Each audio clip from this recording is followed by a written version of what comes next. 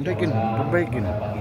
Ini rencana aku mau kasih THR orang ini kan ini duit banyak dari ini. Nah, aku sadar itulah sama orang juga untuk THR ini karena si kamu kan baru semua tanya duit untuk operasional Ramadan lebih nggak? Nah kalau bisa kalau untuk kasih 500 saja. jadi Ratakan aja. kalau bisa Dari sini aja.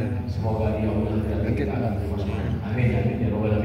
biar semua kalau saya keluarkan harus sama. Tidak itu boleh sih. Jadi Ramadannya aja. Roka ini dosen wir besok jam subuh ke setengah subuh. Baik kepada anda silakan dengan sebelumnya. Bismillahirrahmanirrahim. Assalamualaikum warahmatullahi wabarakatuh. Waalaikumsalam warahmatullahi wabarakatuh. Alhamdulillah, alhamdulillahilladzi ba'dama amatana wa ilaihin nusyur. Asyhadu an la ilaha illallah wahdahu la syarika lah. Asyhadu anna Muhammadan 'abduhu wa rasuluhu mab'uutsu rahmatan lil 'alamin. Allahumma shalli 'ala sayyidina Muhammad wa 'ala ali sayyidina Muhammad. Amma ba'd. قال الله تعالى في القرآن الكريم العظيم أعوذ بالله من الشيطان الرجيم بسم الله الرحمن الرحيم وإذا سألك عبادي عني فإني قريب أجيب دعوة الداعي إذا دعان فليستجيبوا لي وليؤمنوا بي لعلهم يرشدون. وقال تعالى أيضا وأقيموا الصلاة وآتوا الزكاة واركعوا مع الراكعين. Alhamdulillah Rabbil Alamin. Segala bentuk pujian hanyalah milik Allah Subhanahu wa Ta'ala, yang mana Allah adalah penguasa sekalian alam, yang menguasai alam, menguasai diri dan jiwa kita. Maka selayaknya rasa syukur itu dihadapkan kepada Allah Subhanahu wa Ta'ala sebagai hamba-Nya kepada kita, bahwa Allah Subhanahu wa Ta'ala masih memberikan kepada kita rahmat, nikmat, sehingga pada subuh hari ini kita masih mampu untuk datang ke rumahnya Allah Subhanahu wa Ta'ala, menjalankan kewajiban kita sebagai hamba-Nya, menjalankan kewajiban kita sebagai manusia, yakni beribadah kepada Allah Subhanahu wa Ta'ala, menjalankan fardhu salat subuh secara berjamaah. Salawat dan salam mudah-mudahan pula senantiasa kita kirimkan kepada junjungan alam kekasihnya Allah, baginda Muhammad sallallahu alaihi wasallam, wa akhirul anbiya, ialah akhir daripada sekalian nabi, wa imamur rasul, imam sekalian rasul, akhrajan nas minadh dhulumati ilan nur, yang membawa manusia dari alam jahiliyah, alam yang tidak mengenal Allah, yang tidak beriman kepada Allah Subhanahu wa Ta'ala, kepada alam yang mengenal dan beriman kepada Allah Subhanahu wa Ta'ala. Mari sama-sama kita kirimkan salawat dan salam dengan ucapan Allahumma salli ala sayyidina Muhammad wa ala ali sayyidina Muhammad. Assalamualaikum ya Rasulullah. Hadirin wal hadirat, ayah anda, ibunda, insyaallah dirahmati dan dimuliakan Allah Subhanahu wa Ta'ala. Bahwasanya Nabi sallallahu alaihi wasallam mendoakan kita umatnya. Apa doa Nabi sallallahu alaihi wasallam? Allahumma barik li ummati fi bukuriha, kata Nabi sallallahu alaihi wasallam. Ya Allah, kata Nabi, berkahilah umatku fi bukuriha, pada waktu fajarnya, pada waktu pagi harinya, pada waktu subuhnya. Ayahanda ibunda yang dimuliakan Allah Subhanahu wa taala, bahwa Allah memberikan keberkahan pada pagi hari. Maka Nabi mendoakan kita agar Allah memberikan keberkahan itu kepada kita. Luar biasa Nabi kita Muhammad sallallahu alaihi wasallam. Mudah-mudahan kita yang duduk di majlis ilmu ini, mudah-mudahan Allah berikan keberkahan itu kepada kita sesuai yang didoakan oleh Nabi sallallahu alaihi wasallam. Ayahanda ibunda yang dimuliakan Allah Subhanahu wa taala, Allah berfirman di dalam Al-Quran surah Al-Baqarah ayat yang ke-43 yang sudah kami bacakan pada awal muqaddimah tadi.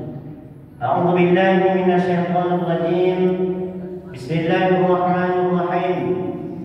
Wa aqimus shalah wa atuz zakah warka'u ma'ar raki'in.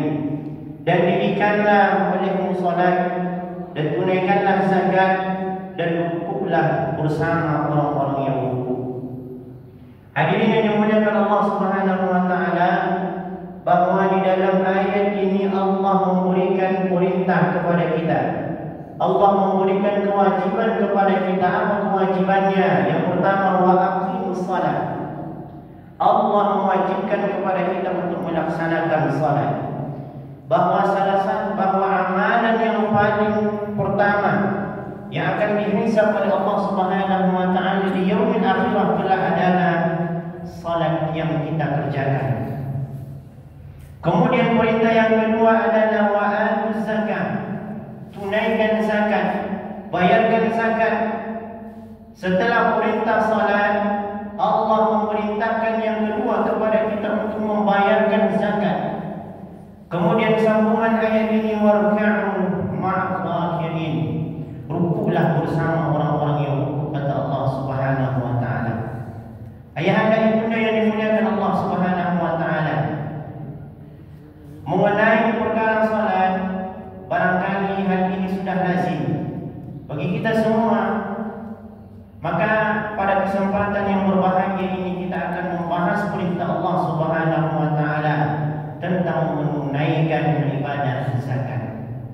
Ayahanda ibunda yang dimuliakan Allah Subhanahu wa taala, di dalam Al-Quran itu Allah menyebutkan kalimat zakat itu sebanyak 32 kali. Disebutkan di dalam Al-Quran kalimat zakat ini sebanyak 32 kali. Kemudian 29 di antaranya Allah sandingkan dengan perintah salat.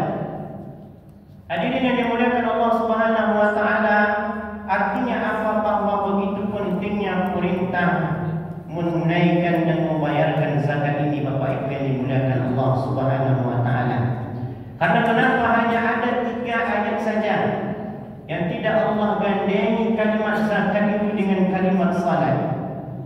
Bahwa di dalam surah Al-Kahfi ayat yang ke-8, di dalam surah Maryam ayat yang ke-13, kemudian di surah Al-Mu'minun ayat yang ke-4, hanya di 3 ayat inilah Allah tidak menggandengkan kalimat zakat dengan kalimat salat.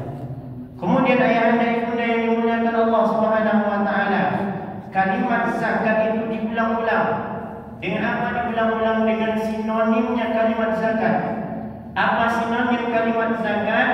Yakninya infak dan sedekah. Berapa Allah ulang di dalam Al-Quran? Allah sebutkan dan Allah ulang di dalam Al-Quran sebanyak 82 kali. Artinya hadirin yang dimuliakan Allah Subhanahu wa taala, sekali lagi kami sampaikan bahwasanya perintah zakat ini bukanlah perintah main-main ketika Allah turunkan. Bahwasanya perintah ini adalah mesti hendaknya menjadi perhatian kita bersama. Kemudian ayahanda ibunda yang dimuliakan Allah, apa letak perbedaan antara zakat, infak dan sedekah? Kalau kita dibuatkan tabel, maka ketika kita berbicara tentang zakat, maka bendanya adalah harta. Ketika kita juga berbicara tentang infak, maka bendanya juga adalah harta. Namun ketika kita berbicara tentang sedekah, sedekah ini bisa bendanya harta dan bisa pula bendanya non harta. Apa maksud sedekah dengan non harta itu? sesuai dengan hadis sahihnya Nabi sallallahu alaihi wasallam yang diriwayatkan oleh Imam At-Tirmizi, hadis nomor 1956. Nabi sallallahu alaihi wasallam bersabda, "Tabassumuka fi wajhi akhika laka sadaqah," kata Nabi sallallahu alaihi wasallam, bahwa senyum yang engkau berikan di depan saudaramu itu adalah sedekah bagimu, kata Nabi sallallahu alaihi wasallam. Ini adalah maksud daripada sedekah itu dengan bentuknya non harta. Kemudian apalagi sedekah dengan non harta itu, bahwa ketika kita mengetahui tentang satu hal, berilmu kita tentang satu hal, dan ketika ilmu itu kita ajarkan kepada orang lain, ini juga merupakan bentuk sedekah kita. Kemudian selanjutnya, bahwa ketika ada orang yang tersesat di jalan dan bertanya mengenai jalan kepada kita, kata Nabi sallallahu alaihi wasallam, "Wa irsyad ar-rajul fi ardi dhalal laka sadaqah," kata Nabi. Menunjukkan jalan bagi orang yang tersesat itu, kata Nabi, adalah sedekah bagimu. Makanya hadirin yang dimuliakan Allah, zakat dan infak itu bendanya adalah harta, sedangkan sedekah itu bisa dengan harta, bisa dengan non harta. Kemudian dari segi hukum, ketika kita lihat tentang zakat, ketika kita berbicara tentang zakat, hukum mengeluarkan dan menunaikan zakat itu hukumnya wajib. Sedangkan infak itu hukumnya bisa wajib, bisa sunnah. Sedangkan ketika kita berbicara tentang sedekah, hukum sedekah itu adalah sunnah. Apa maksud infak itu hukumnya wajib dan sunnah? Ketika kita berbicara tentang infak itu adalah sebagai hukumnya wajib, maka ketika kita bernazar, ketika hari itu kita bernazar, ketika ada yang kita inginkan dan kita nazarkan, maka hari ini menjadi wajib dan jatuh hukumnya bukan kepada zakat, bukan kepada sedekah, akan tetapi perbuatan ini dijatuhkan kepada perbuatan infak.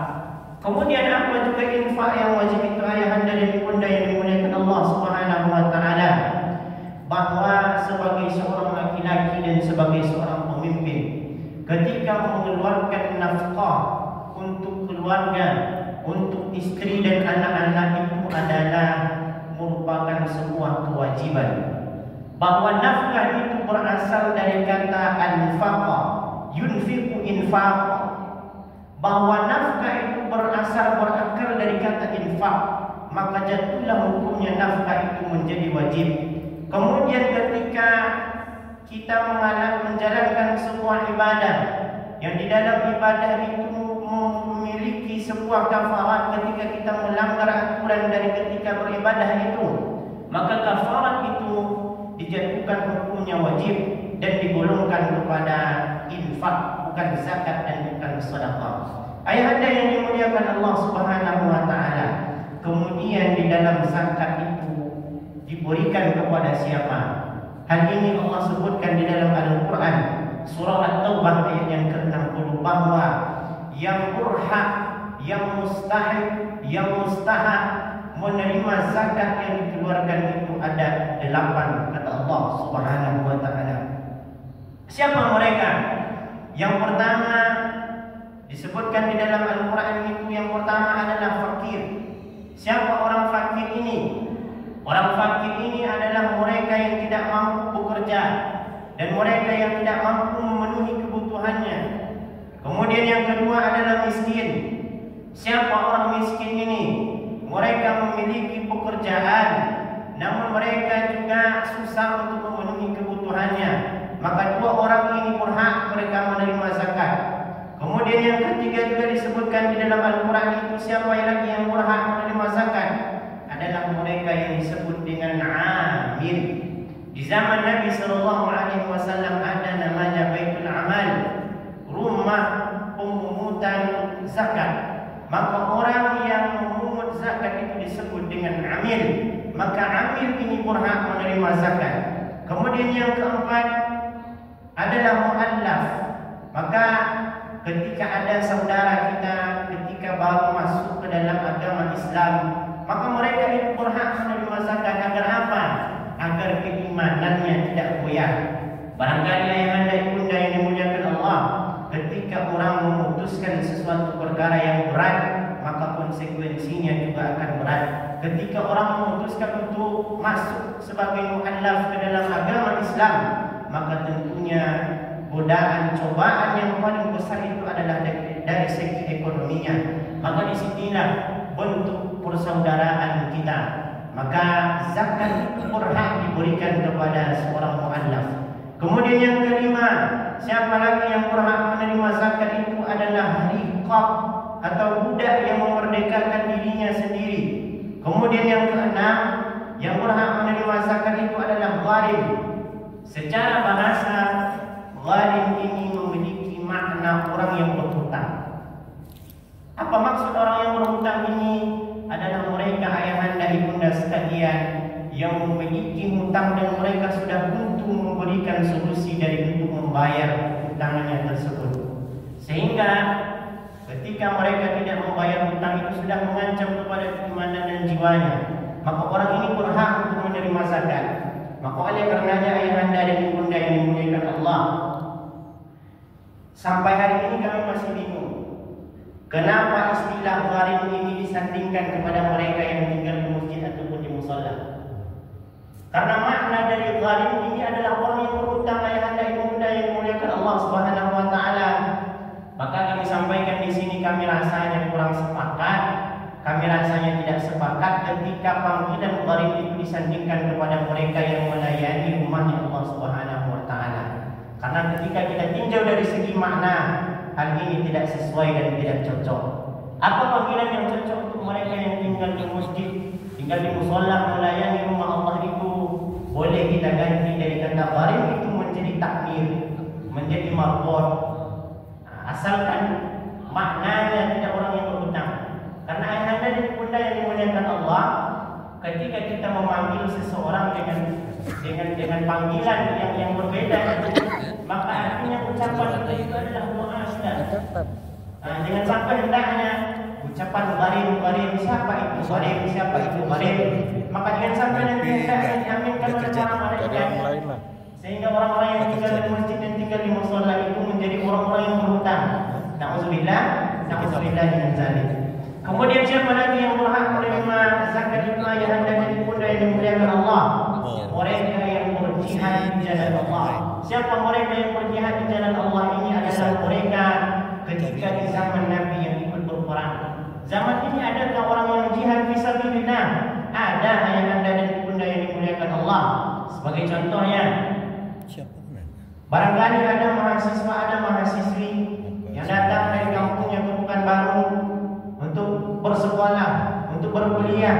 Maka di pertengahan perkuliahannya, di pertengahan sekolahnya, yang merasa butuh pendanaan ekonomi, sehingga ini mengancam kepada sekolahnya, mengancam kepada perkuliahannya, maka orang ini berhak untuk menerima zakat. Kemudian yang terakhir disebutkan di dalam Al-Quran itu yang ke-8 adalah Ibnu Sabil. Siapa Ibnu Sabil? Adalah mereka orang yang melakukan perjalanan jauh.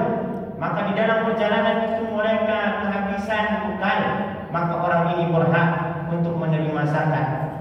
Kemudian sesuai yang kami sebutkan tadi ayahanda dan ibunda, zakat itu hukumnya wajib sesuai dengan firman Allah yang kami sampaikan tadi, wa aqimus shalah wa atuz zakat.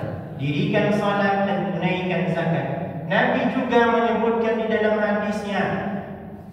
Hadis ini familiar barangkali kita dengar. Apa kata Nabi? Bunyal Islam ala khamsin. Agama itu didirikan di atas 5 perkara.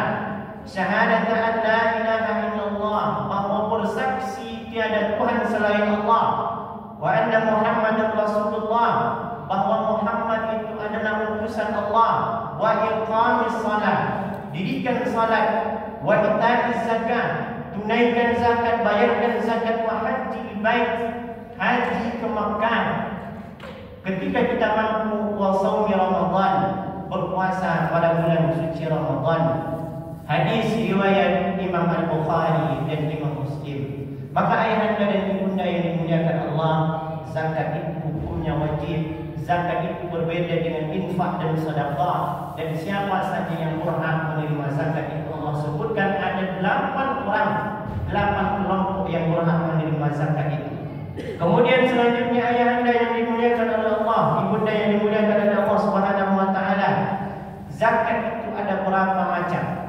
Zakat itu ada 2 macam. Yang pertama disebut dengan zakat fitrah. Yang kedua disebut dengan zakat mal. Kita bahas yang pertama adalah zakat fitrah. Apa itu zakat fitrah? Zakat fitrah itu adalah zakat jiwa. Tujuan dari zakat fitrah adalah mensucikan jiwa dan diri kita. Hadirin yang dimuliakan Allah Subhanahu wa taala, apa syarat mengeluarkan zakat fitrah bagi seorang mukmin, bagi seorang muslim tersebut? Syarat yang pertama, bahwa dikatakan dia wajib untuk mengeluarkan zakat fitrah, tentunya dia adalah orang Islam. Ketika dia adalah orang Islam, maka ia wajib, tidak ada tawar-menawar di dalam perkara ini, bahwa ia wajib mengeluarkan zakat fitrah. Kemudian syarat yang kedua adalah bahwa dia hidup ketika bulan suci Ramadan dan hidup ia sampai kepada 1 Syawal. Makanya hadirin yang dimuliakan Allah, ketika ada orang yang meninggal pada 30 Ramadan, artinya pada sebelum 1 Syawal, sebelum terbenamnya matahari, sebelum azannya orang maghrib pada tanggal 1 Syawalnya, apakah orang ini tetap wajib mengeluarkan zakat fitrahnya? Jawabannya adalah tidak. Karena syarat daripada mengeluarkan zakat fitrah itu bahwa hidup ia pada bulan suci Ramadannya dan sampai ia hidup pada tanggal 1 Syawalnya. Ketika ada orang meninggal sebelum 1 Syawal itu, dia tidak wajib mengeluarkan zakat fitrah. Namun ketika ada bayi yang baru dilahirkan ketika terbenamnya matahari, ketika sudah mencapai 1 Syawal, apakah dia wajib mengeluarkan zakat fitrah? Jawabannya adalah wajib. Karena apa? Karena ia sudah memasuki 1 Syawal dan ia sudah hidup pada tanggal 1 Syawal. Kemudian syarat selanjutnya adalah bahwa orang yang wajib dan memiliki syarat untuk mengeluarkan zakat, membayarkan zakat itu adalah berstatus ia sebagai muzaki, bukan berstatus ia sebagai mustahak. Muzaki itu adalah orang yang mengeluarkan, yang mampu mengeluarkan zakat fitrahnya. Sedangkan mustahak itu adalah sesuai yang kami sebutkan tadi itu, bahwa orang yang berhak menerima daripada zakat fitrah tersebut. Kemudian ada waktunya untuk mengeluarkan zakat fitrah ini, Bapak Ibu ayahanda yang dimuliakan Allah. Yang pertama ada namanya waktu jawaz untuk mengeluarkan zakat fitrah. Apa maksud waktu jawaz ini? Waktu jawaz ini maksudnya adalah waktu yang diperbolehkan untuk mengeluarkan zakat fitrah. Kapan waktu dibolehkan untuk mengeluarkan zakat fitrah ini? Yakninya selama bulan suci Ramadan sebelum masuk pada tanggal 1 Syawal. Artinya hadirin yang dimuliakan Allah Subhanahu wa taala, ketika panitia Ramadan, ketika pengurus masjid sudah menghimbau dan memanggil kepada kita untuk menunaikan zakat fitrah pada tanggal 15 Ramadan, maka hal ini dijatuhi hukumnya adalah jawaz dan sah secara hukumnya. Artinya hadirin yang dimuliakan Allah, ketika kita berzakat pada tanggal sebelum pada tanggal 1 Syawal itu hukumnya adalah mubah, boleh, bukan tidak boleh dan bukan tidak sah. Kemudian yang kedua ada waktu sunnah untuk mengeluarkan zakat fitrah tersebut. Ayahanda ibunda yang dimuliakan Allah, kapan waktu sunnah untuk mengeluarkan zakat fitrah itu? Yakni pada tanggal 1 Syawal. Kapan pada tanggal 1 Syawal itu? Ketika terbenam matahari. Sampai kapan sunnahnya mengeluarkan zakat fitrah itu? Sebelum khatib naik mimbar. Allahu Akbar, Allahu Akbar. Azan orang maghrib, 1 Syawal sudah masuk. Waktu mengeluarkan zakat fitrah dalam hal ini adalah sunnah. Sampai kapan? Sampai khatib mengucapkan salam di atas mimbar ketika sholat hari raya Idul Fitri. Hukumnya sunnah. Makanya Bapak Ibu yang dimuliakan Allah, ketika kita berzakat secara pribadi, berzakat fitrah secara pribadi, maka carilah waktu yang sunnah ini.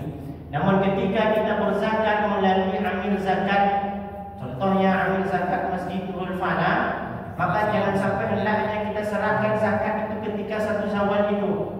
Karena kenapa ayahanda dan ibunda yang dimuliakan Allah, pada 1 Syawal itu amil zakat Masjidul Falah sudah membagikan zakatnya. Maka ketika bapak ibu bukan berarti ditolak, akan tetapi zakat itu sudah disalurkan, dan alangkah lebih baiknya zakat itu secara pribadi kita berikan kepada mustahak yang rasa-rasanya berhak kita berikan kepadanya. Kemudian ada juga yang dinamakan waktu makruh mengeluarkan zakat fitrah itu. Kapan waktu makruh mengeluarkan zakat fitrah? Adalah setelah salat Id. Artinya hadirin yang dimuliakan Allah Subhanahu wa taala, andai kata ini andai itu barangkali ketika lupa mengeluarkan zakat fitrahnya sampai khatib naik mimbar, belum dia mengeluarkan zakat fitrah, maka ketika pulang ke rumah dia baru sadar bahwa ia belum membayar zakat fitrahnya. Masih bolehkah mereka membayarkan zakat fitrah? Jawabannya boleh, akan tetapi hukumnya sudah makruh. Hukumnya sudah makruh karena kenapa? Karena menahan jarak, menahan haknya orang fakir itu, menahan haknya astag yang 8 yang kita sampaikan tadi. Maka jangan sampai hendaknya kita lupa untuk menunaikan zakat fitrah itu. Kemudian ada juga waktu haram, waktu tidak boleh untuk mengeluarkan zakat fitrah ini sudah dijatuhi sebagai hukumnya haram. Kapan dijatuhi hukumnya haram? Sampai terbenamnya matahari pada tanggal 2 Syawal. Ketika sudah masuk waktu tanggal 2 Syawal, maka ia sudah haram mengeluarkan zakat fitrah. Karena kenapa dijatuhi hukumnya haram? Karena ia diundur-undur. Karena unsur di sini adalah mengundur-undur untuk mengeluarkan zakat fitrahnya, maka ia dijatuhi sebagai hukumnya haram. Ayahanda ibunda yang dimuliakan Allah Subhanahu wa taala. Kemudian bahasan selanjutnya adalah bolehkah kita membayarkan zakat itu kepada orang yang berada di negeri lain. Dalam hal ini ulama berbeda pendapat ayahanda ibunda yang dimuliakan Allah Subhanahu wa taala. Menurut Imam Asy-Syafi'i bahwa memindahkan zakat itu dari negeri kita tinggal kepada negeri kampung kita barangkali ataupun ke negeri yang lain, kata Imam Asy-Syafi'i tidak boleh, kecuali kata Imam Asy-Syafi'i bahwa tidak ada lagi mustahak, tidak ada lagi mustahil di negeri kita tinggal itu, barulah boleh dipindahkan ke negeri yang lain. Artinya hadirin wal hadirat yang dimuliakan Allah, bahwa ketika kita tinggal di sini, maka zakat itu wajib kita keluarkan di sini pula. Jangan sampai kita bawa zakat itu ke kampung halaman kita. Jangan sampai zakat itu kita bawa ke negeri yang lain, kepada mustahak di tempat yang lain. Kata-kata Imam Asy-Syafi'i bahwa tidak boleh. Tidak boleh mengeluarkan zakat itu, membayarkan zakat itu kepada orang yang tinggal di negeri yang lain, kecuali kata Imam Asy-Syafi'i ada pengecualiannya, kecuali ketika tidak ada lagi mustahak di sini. Maksudnya adalah barangkali di sini kita semua adalah berstatus sebagai muzakki, maka dalam hal ini kata Imam Asy-Syafi'i boleh kita bayarkan ke tempat yang lain. Kemudian kata Imam Hambali, apa kata Imam Hambali? Tidak boleh, kata Imam Hambali, dialihkan ke negeri yang lain yang jaraknya sejauh jarak qasar salat. Berapa jarak qasar salat? Disebutkan oleh para ulama itu adalah 16 farsah. 16 farsah itu berapa Bapak Ibu yang dimuliakan Allah? Kalau kita konversikan kepada kilometer, itu sepanjang 83, lebih kurang 82 lebih ya. Artinya kita genapkan sepanjang 83 km. Maka kata Imam Hambali tidak boleh keluarkan zakat fitrah itu lebih dari jarak qasar salat itu. Artinya selama jauhnya lebih daripada 83 kurang, maka hukumnya boleh. Akan tetapi maksud Imam Hambali di sini adalah tetap keluarkan zakat itu di mana kita tinggal. Kemudian yang ketiga, kata Imam Maliki. Apa kata Imam Maliki? Bahwa juga tidak boleh mengeluarkan zakat itu kepada negeri ataupun tempat yang lain, kecuali jika sangat dibutuhkan, kata Imam Maliki. Barangkali di tempat yang lain sana kurang sebagai mustaqinya, kurang orang yang memberikan zakatnya, dan di sana sudah rawan dan sudah sangat membutuhkan, maka kata Imam Malik hukumnya adalah boleh. Akan tetapi awalnya Imam Malik itu menyebutkan tidak boleh kecuali ketika ada di tempat yang lain itu adalah orang yang sangat membutuhkan. Kemudian apa kata Imam Hanafi yang keempat? Kata Imam Hanafi hukumnya mengeluarkan zakat ke negeri yang lain itu makruh. Dalam hal ini tiga ulama ini sepakat, ayahanda ibunda yang dimuliakan Allah. Akan tetapi Imam Hanafi berbeda pendapat bahwa hukum mengeluarkan zakat ke negeri yang lain itu hukumnya makruh kecuali kepada kerabat yang membutuhkan. Dalam hal ini Imam Hanafi berbeda pendapat.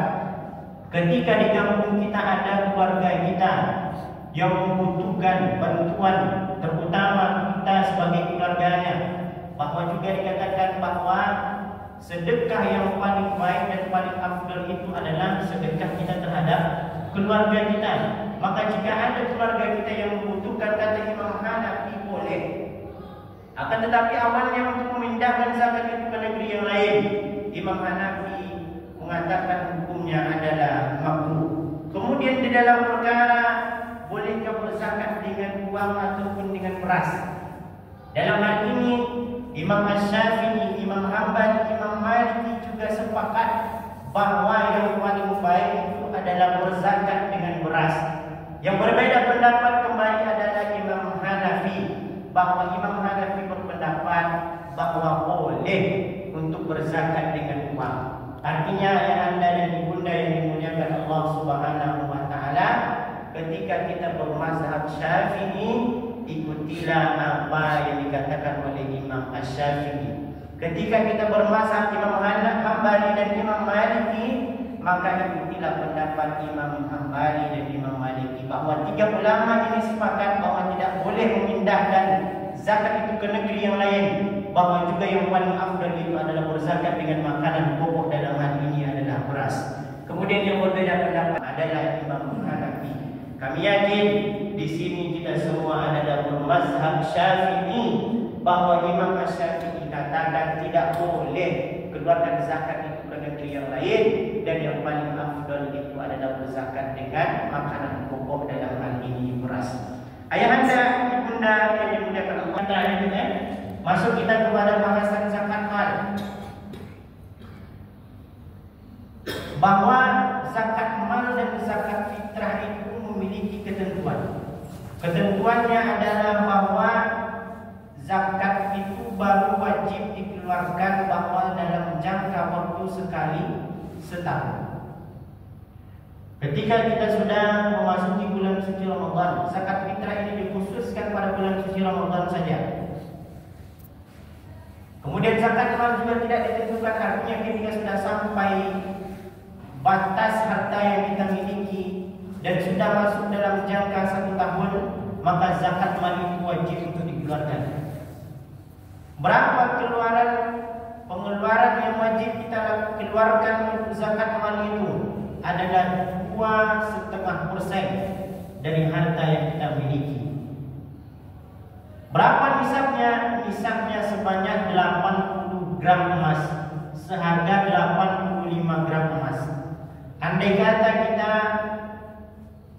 konversikan harga emas sekarang, berapa harga emas itu? 1.700.000 kalau tidak salah ya. Kalau harga emas sekarang itu adalah satu emasnya 1.700.000 segram dikali gram tuh 1 gram kurang 1 gram 1 gram ya, 1 gram emas itu adalah, oh ya tadi saya sampaikan 1 emasnya.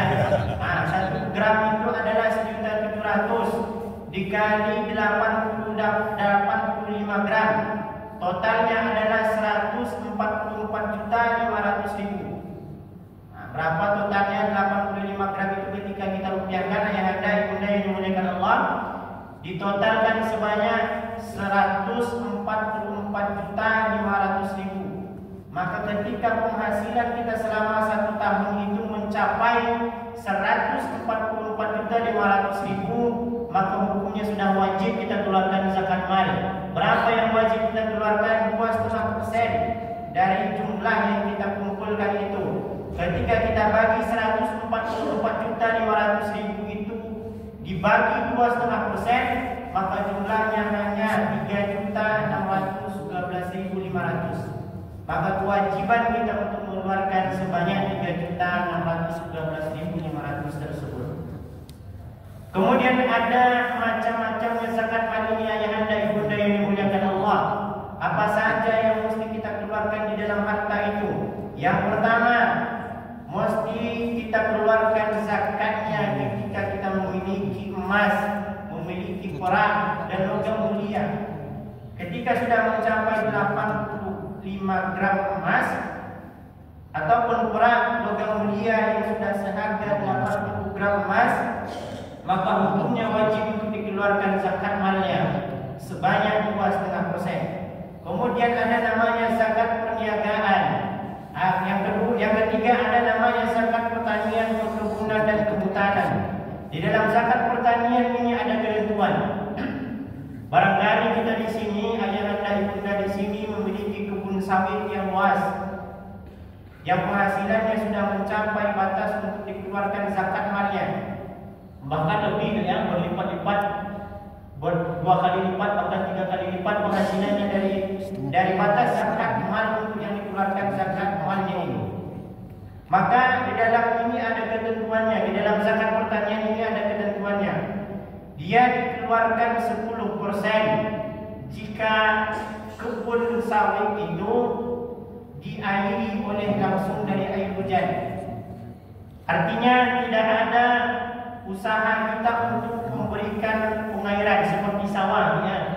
Sawah itu kita buatkan irigasinya, kita buatkan airnya supaya mengalir dia ke tempat perkebunan kita itu. Akan tetapi ketika perkebunan itu adalah anugerahnya Allah Subhanahu wa taala, Allah turunkan hujan, tumbuh dia tumbuhan itu sehingga menghasilkan sawitkah itu, perkebunan yang lain apapun itu, maka yang wajib dikeluarkan sebanyak 10%. Akan tetapi ketika ada usaha kita untuk mengairi air ke kebun kita itu, seperti kita buat irigasi sehingga kebun kita itu terairi oleh usaha kita, maka berapa banyak zakat yang dikeluarkan itu sebanyak 5%. Nah, ini berbeda. Karena kenapa? Ketika itu langsung dari anugerah Allah Subhanahu wa taala, maka tentunya lebih banyak haknya Allah Subhanahu wa taala. Namun ketika ada usaha kita di dalamnya, maka Allah memberikan rukhsah, memberikan keringanan kepada kita. Begitu cinta, begitu adil, begitu sayangnya Allah Subhanahu wa taala. Kemudian terakhir yang ingin kami sampaikan pada suku yang berbahagia ini adalah apa hikmah kiranya dari untuk mengeluarkan zakat itu. Apakah itu zakat fitrah, apakah itu zakat mal? Yang pertama, hikmah dari mengeluarkan zakat itu adalah bahwa zakat itu untuk membersihkan harta, jiwa dan hati kita. Sesuai firman Allah di dalam Al-Quran, Bismillahirrahmanirrahim. Khudh min amwalihim sadaqatan tutahhiruhum wa tuzakkihim bima wa salli alaihim inna salataka sakanun lahum wallahu sami'un alim. Ambillah zakat dari harta mereka guna untuk menyucikan, membersihkan mereka, dan doakanlah mereka karena sesungguhnya doamu adalah ketenteraman bagi mereka. Sungguh Allah itu dan Allah itu Maha mendengar lagi Maha mengetahui.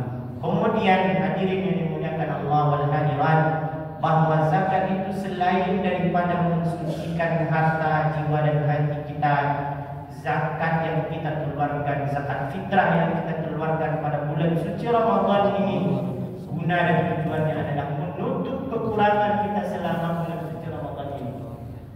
Barangkali ketika berpuasa ini mulut tidak bisa kita jaga, sehingga masih sering selama bulan puasa ini mengumpat, berkata kotor dan berkata kasar, maka zakat itu akan menutup kekurangan daripada puasa kita.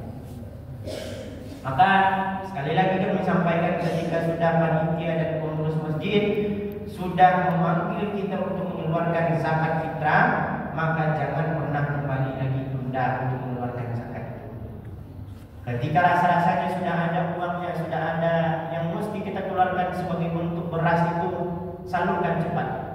Agar apa? Maksud dan tujuannya adalah agar panitia, agar amil itu bisa bekerja cepat pula, agar fakir, miskin, asnaf yang 8 tadi juga cepat menerima zakat yang kita salurkan itu. Kemudian hikmah yang kedua adalah bahwa zakat itu memberikan, menampakkan persaudaraan kita sesama muslim. Kata Nabi sallallahu alaihi wasallam, la yu'minu ahadukum hatta yuhibba li akhihi kama yuhibbu li nafsihi. Kata Nabi sallallahu alaihi wasallam, tidaklah beriman kamu, salah seorang kamu, hingga kamu mencintai saudaramu seperti wabarakatuh. Waalaikumsalam. Udah tambah maka di berdoa tadi tak Alhamdulillah, jazakumullah khair buat Ananda, Ustaz Imam Bida dalam Saputra. Semoga apa yang disampaikan tadi jelas sudah bagi kita kewajiban sebagai seorang mustahik dan hak sebagai mustahik sudah jelas bagi kita tadi. Semoga apa yang disampaikannya dapat kita aplikasikan dalam kehidupan sehari-hari.